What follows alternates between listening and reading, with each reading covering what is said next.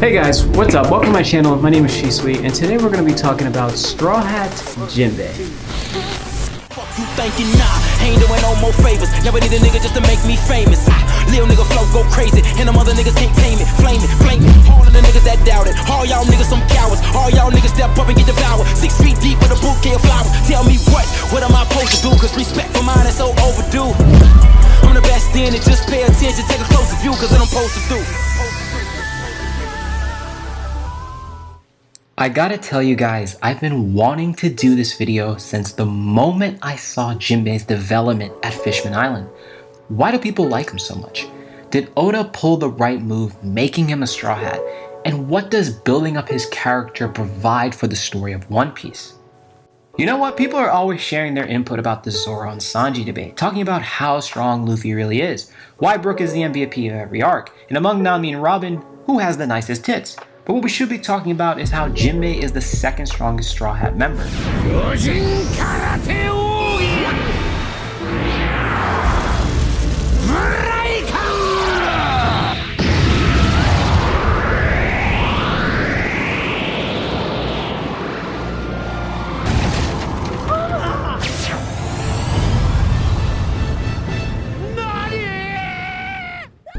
Alright, before we get the Zoro and Sanji fanboys triggered, there are a plethora of reasons why Jinbe as a character is growing on the community. For starters, he's extremely loyal. He saved the Straw Hat crew multiple times in occasions when he didn't even have to. He's taught Luffy's stubborn ass important lessons, and he's gained the respect of the crew, especially people like Nami. He comes up with successful plans that are usually executed at least halfway right, depending on Luffy. And he has his priorities straight. He didn't join the crew on a whim. He made sure he took care of his people back home at Fishman Island. I think his serious but silly nature makes him funny as hell too, when the mood is light and he knows when to get serious. And he's an awesome helmsman with a ton of experience as a veteran pirate.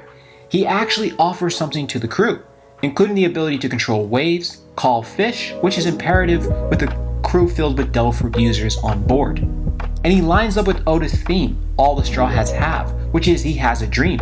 One that carries over from Fisher Tiger to help fishermen live in the world peacefully. And he's strong as fuck, and Luffy would call him daddy as long as Jinbe calls him the Pirate King. So naturally, the community's positive response to this hilarious character has been growing. So, who is Jinbe? Well, he's basically a hardened middle-aged whale shark fishman who has extremely likable qualities. Oda couldn't have done a better job in my opinion. So, what do we know about Jinbe?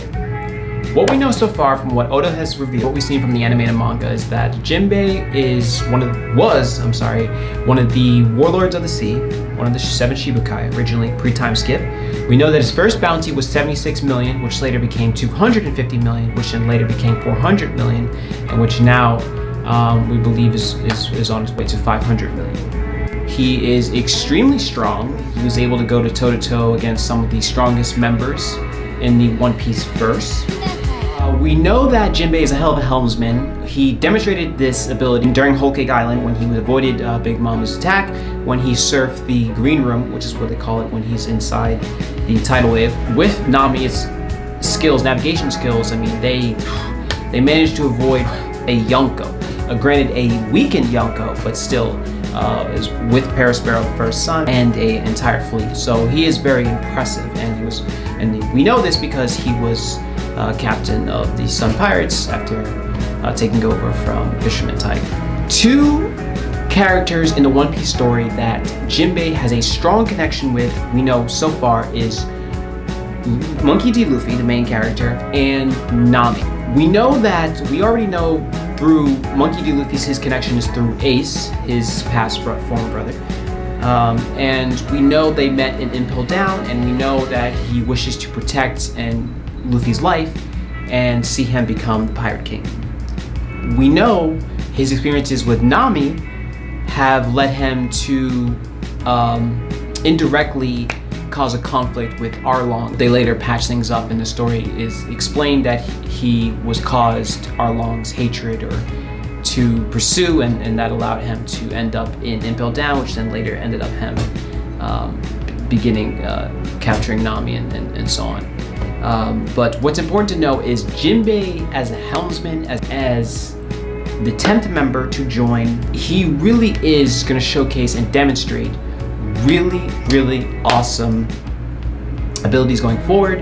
I love how Oda was able to kind of add that now it's a monster trio in itself, because the gap between Luffy and Zoro and the rest of the crew is going to increase. That's because he's the Pirate King. I don't think it's by that much, but I think it's going to be a definite increase for sure. There's no doubt about that. So I think adding Jinbe as that third member allows for room to grow, and it allows for depth in the Straw Hat Pirate crew.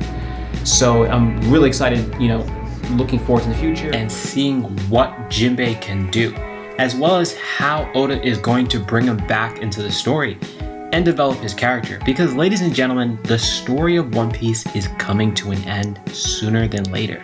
And now more than ever, we need these kinds of development on our characters.